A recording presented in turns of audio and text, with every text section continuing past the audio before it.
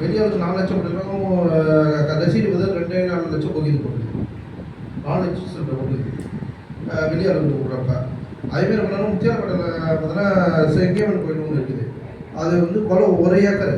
ஆனால் கொள்ளைய முன்னாள் சபாநாயகர் பயன்ராஜ் டிஎம்கே இருக்கிறவங்க அந்த பத்திரத்தை வச்சு விற்றுட்டாரு அந்த இடத்த.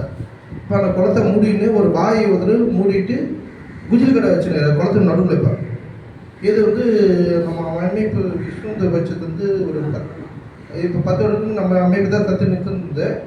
இப்போ அது கொஞ்சம் நடவடிக்கை இருக்குது. அந்த கோயில் நிர்வாகத்துக்கு ஓனரே எங்கள் நம்மகிட்ட வந்துக்கிறாங்க, சனிமாதி விஜய் பழகுதிக்கிறாங்க, அவங்க வரணிக்கிறாங்க. இப்போ அந்த கோயில் மீட்டு தரோம், அவங்க தான் கோயில் உரிமையாளர்.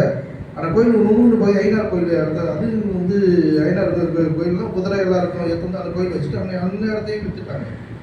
அது அந்த கோயிலில் அது பெரிய விஷயம் வந்து பார்த்தீங்கன்னா ஏனையிலே தங்க சங்கிலி பல கோடி ரூபாய் கிலோ கணக்கில் தங்கம் எல்லாத்தையும் வந்து விட்டுட்டாங்க. இது வந்து டிஎம்கே ஆட்சியில் நடந்தது.